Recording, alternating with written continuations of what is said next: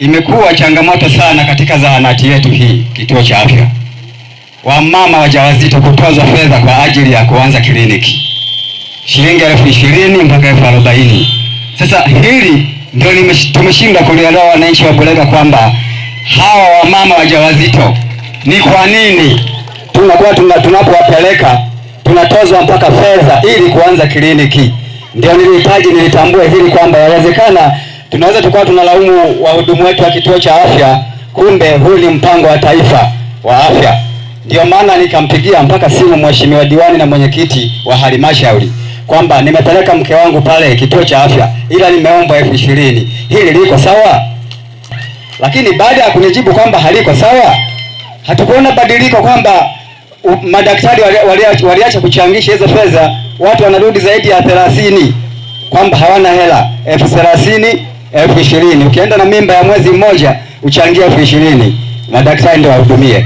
Ukienda na mimba ya miezi miwili 20,000. Ukienda na mimba ya miezi mitatu 40,000 mpaka 30. Kama kweli hayo ndio mama zetu wanakutana nayo, basi ni changamoto.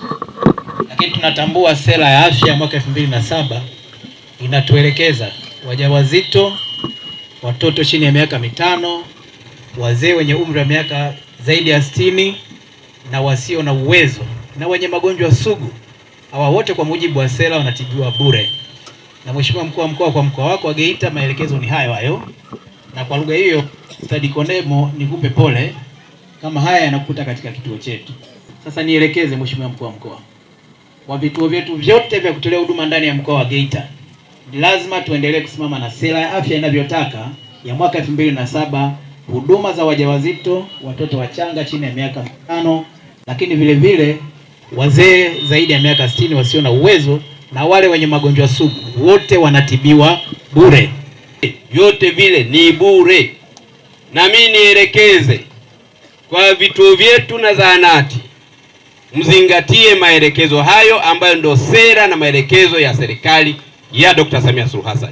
RMO melisema la kuweka namba za simu kwenye kituo, tuweke maelezo pale kwenye eneo la kliniki ya mama wajawazito. Huduma za mama mjamzito na mtoto chini ya miaka 5 ni bure. Tangazo hilo lionekane, liwekwe kwenye mabango ili mtu yoyote akitaka kutoza, wewe unayetibiwa umuonyeshe bango hili hapa mbele.